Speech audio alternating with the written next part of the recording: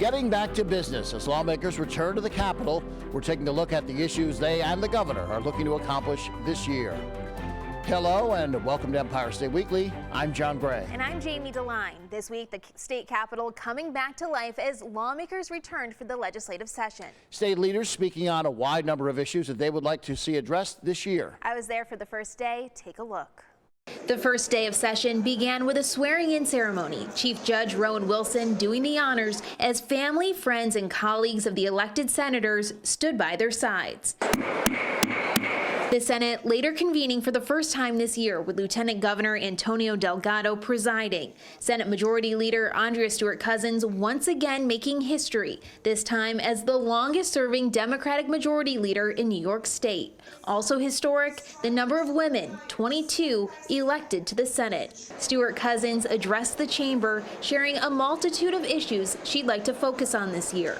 Expanding universal pre-kindergarten, taking it one step further by moving towards universal child care, because working parents deserve affordable, high-quality care for their children.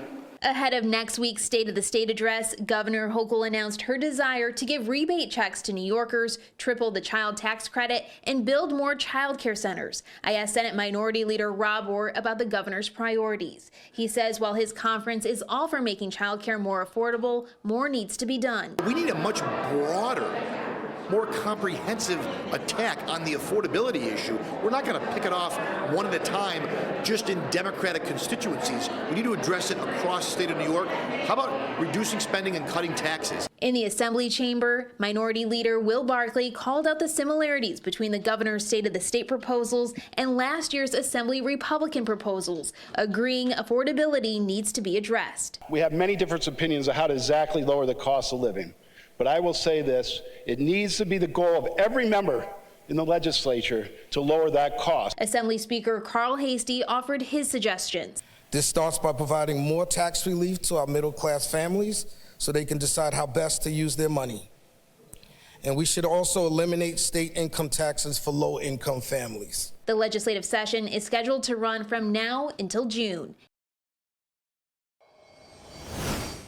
Joining us now to give additional reaction to the start of the legislative session is State Senator Michael Gianaris. He is a Democrat representing the 12th District and is the Senate Deputy Leader. Thank you so much for being on the show.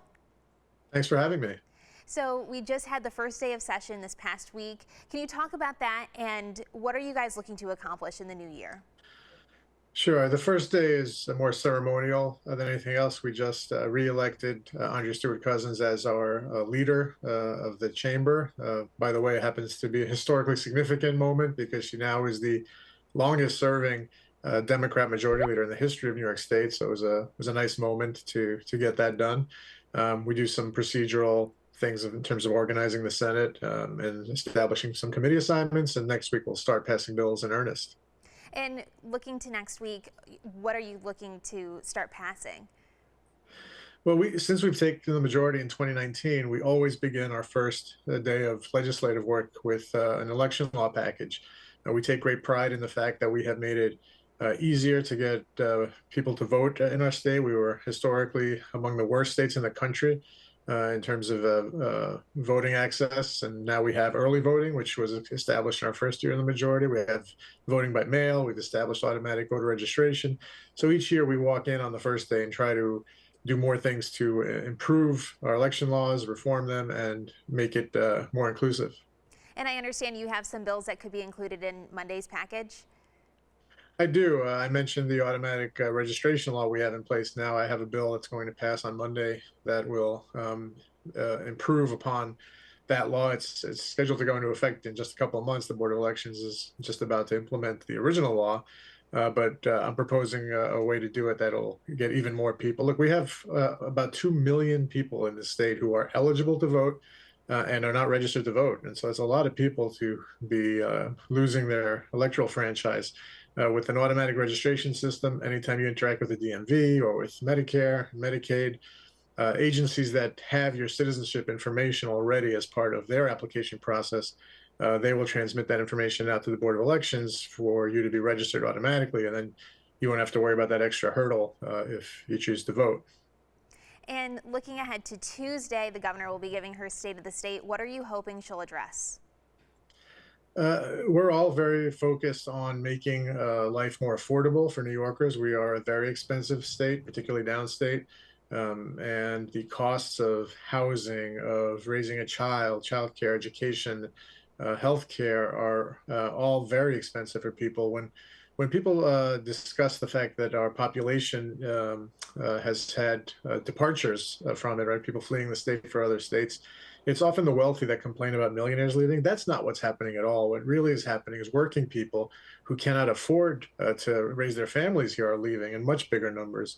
And that's a much bigger threat to our state. So what we need to do is roll up our sleeves and make the cost of living in New York more affordable. Personally, I'd love to see universal childcare throughout this state. I think that would help people a great deal.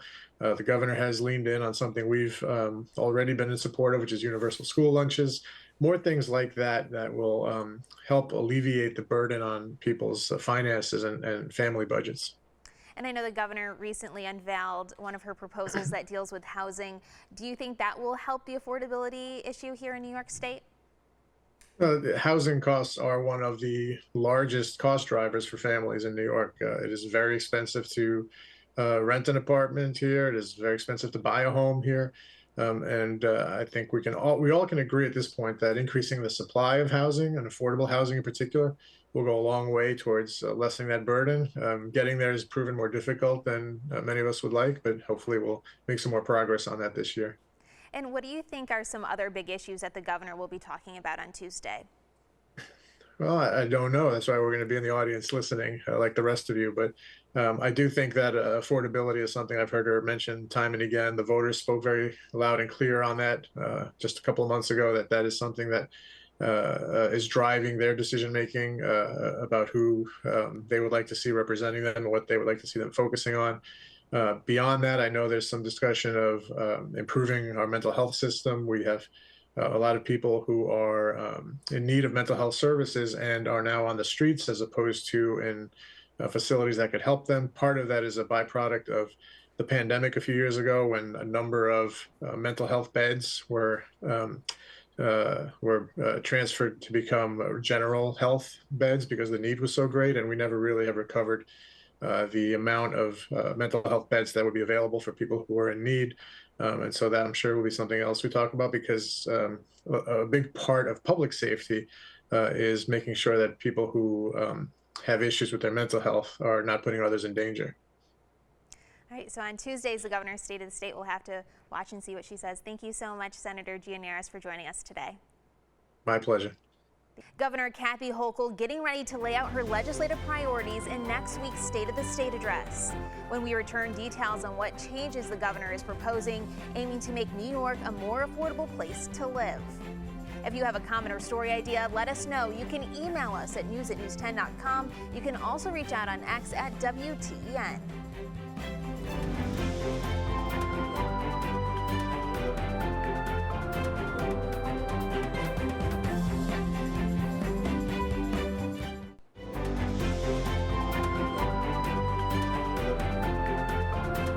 Welcome back to Empire State Weekly, unveiling a budget proposal ahead of next week's State of the State address. It's all a part of the governor's plan to focus on affordability this session. Now, the announced legislation would disincentivize large investment firms from buying homes by giving institutional investors more time to make their offers. The governor proposing $50 million in funding to build more starter homes and another $50 million to help struggling New Yorkers make down payments on homes. As it pertains to my district, affordability has a lot to do with people being able to stay in their homes. And we need to build more housing. The governor has introduced very ambitious housing plans in previous sessions. I support her doing the same this session. I understand it seems like she's putting a lot of effort into growth and establishment of housing. I say on the other side, we need to ensure that those who are in housing get to stay there, and also help people lift their credit scores so they can buy units in the future.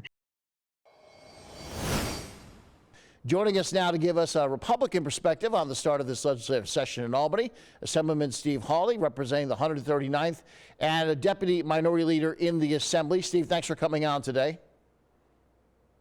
Great to be here. Looking forward to the new 248th session. That's a lot of years. A lot of years to go back before you and me. Just so people know, the 139th, you're at Western New York, right? Yes, I often refer to it as that interlude between Buffalo and Rochester, or vice versa, Rochester and Buffalo. I represent all of Orleans and Genesee and the west side of Monroe County, just to the west of Rochester. Gotcha. So now we know where you are. How are you feeling as we go into this new session? Hopeful, or are you already hearing some things that worry you coming out of the governor? Well, I haven't heard specifically from her mouth, only through representatives. I happen to know Kathy Hochul very well. She was my congresswoman for her 2 years in Congress, and we have a good working relationship. So hope springs eternal, that she remembers that all New Yorkers, regardless of where they come from, North Country, Southern Tier, Western New York, where she and I both hail from, as well as, of course, all of the Hudson Valley and Long Island and New York City. It's a very diverse state, and sometimes I think she has forgotten her roots. And I aim to help her to remember that, and we're hoping that we see some progress on many, many things, including, but not limited to, reduction in taxes, our revenue sources that are coming in much stronger than we thought. And of course, she's now going to send out a check to everybody to thank them and welcome them and wish them a Happy New Year. My question to her, of course, is, why'd you take it in the first place? Oh, for the taxes up front, yeah. What I was curious about, too, is it seemed like not long after some polling came out that showed her popularity dwindling a bit, we're starting to hear some things like givebacks, like, hey, we've got the extra money that came in, we're going to give you some money back. Do you see a connection between the two? Do you think she's already thinking, like, get those numbers up, get ready for re-election in a few years? Well, it's less than 2 years away, and in politics, you never know what one's modus operandi is, or why folks do things. I certainly hope that's not the case. I just look at the performance over the last number of years and the amount of money that we've taken out of people's pockets, as opposed to leaving it in their pockets, because I'm a firm believer that businesses and individuals who are allowed to spend money in their communities know best how to spend that money, not the government. So hopefully we get back on track to reduction of taxes, reductions of fees and mandates, and allowing people to function the best they know how in their own communities. Well, certainly we've seen some people flee the state because of high taxes and perhaps the politics of it leaning more left than right. I know she wants to do some work towards affordable housing. She's talking about money to help people with daycare. My question is, those are all good things. Can the state afford to do all those things? What's your perspective? Yeah, I think that we certainly need to reprioritize where we're spending our money. And you mentioned daycare. We do need to pay more attention to that. We do need to pay more attention to the construction fund to build more housing. And we certainly need the Empire State Child Tax Credit expanded. We need to help people in their time of need. And we need to stay out of their pockets when things are going relatively well. So hopefully we get back on track and stop the out-migration of people and businesses and help them to stay here and raise their children and their grandchildren, expand their businesses, and hopefully attract more businesses coming into the state. Somehow we have to stop the outflow. You know, election day, we saw Democrats got some gains, reflipping a couple congressional seats, almost got their supermajority, I believe, in the legislature, pretty close. When you're a Republican like yourself, can you get the ball down the field, or does just having that R in front of your name mean anything you put your name attached to is not going to get out of committee or not really get the attention it deserves? Or are we still in a place in 2025 where if it's a good bill and it's the right idea, you can get everybody on board? Well, I wish what you had said, the latter part, were true. What I've tried to do over the years, and I've been there for some time now, I also am a businessman, so I have some real life experience, and my business deals with people, and so I have tried very, very hard to disagree with people when there needs to be disagreement, but not with vitriol, not with malice, not with a feeling of bitterness, but with a feeling of agreeing to disagree, but with respect. Because each of the 150 assembly people, each one of us, represents approximately 130 to 135,000 people. So we need to remember that just because we come from a specific area doesn't mean that we only think of that area, that we take the blinders off and we think of the entire state of New York in addition to where we come from. That's what makes good state policy. I like to think that I've had some pretty good ideas over the years. One of them was the Gold Star families, waiving tuition for Gold Star families. One of the majority members, Dee Barrett, took that bill, and we got it passed with her support, and I thank her for that. There are a number of other bills now and in the past that have been carried by members of the majority because of the relationships that we have built among and between each other to do good legislation, regardless of party and what your letter is in front of your name. We're all individuals representing the same number of people. Yeah, I always wonder with politics, and I'll use, and I know personally, Steve McLaughlin, he was such a sniper in the media when he was in there, and he would really take shots at people. And I think, well, it makes for great sound bites. However, then you got to sit from somebody in a conference room and try to get them to give you something, and they must be thinking, well, you were killing me in the local paper or on the TV news. Why should I do anything for you? It sounds like you got a softer approach where less sniping in the media and more like getting things done. Well, that's the way I've decided to do this job, to best represent the people that sent me to Albany on their behalf. I've also initiated over the years an exchange program, if you will, where I invite members of the majority out of the New York City area to come up to where we live in upstate Western New York and tour and spend 24 hours with me or more if they'd like. Visiting the small businesses, visiting the farms, visiting the orchards up on Lake Ontario, and talking to them about what makes the world and the economy and our day-to-day lives in Western New York function. And that I go down and hang out with them for a day or two so that I have an understanding of what their area is like and what is important to their constituents.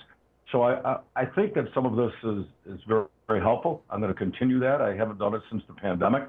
But those kinds of relationships are very important to legislating. Gotcha. We'll leave it there. Assemblyman Steve Hawley, thanks for coming out today. We do appreciate it.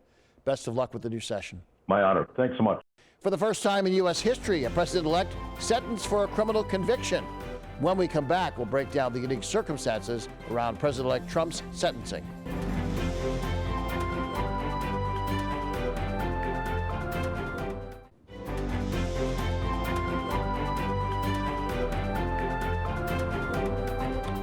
Welcome back. For the first time in U.S. history, a president-elect will take office with a felony conviction. President-elect Donald Trump being sentenced in a Manhattan courtroom on Friday. And Mr. Trump was not in the courtroom in person, but did attend the sentence virtually. The judge sentencing him to an unconditional discharge after he was found guilty of 34 felony counts of falsifying business records and hush money payments to adult film star Stormy Daniels. The sentencing coming just 10 days before Trump will take office as president. Turning to New York City, court filings indicate federal authorities may be bringing more charges against City Mayor Eric Adams. This as prosecutors say they believe he and his allies may have made attempts to influence potential witnesses in his corruption case. Adams maintaining he has done no wrong. Even Ray Charles can see what's going on. and I have an attorney, Alex Spiro, is handling that. I've said over and over again, I've done nothing wrong. Let the attorneys do that. I have to run this city.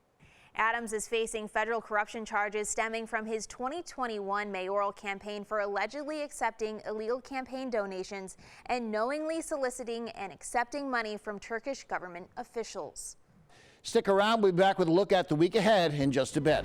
If you have a comment or story idea, let us know. You can email us at news@news10.com. You can also reach out on X at WTEN.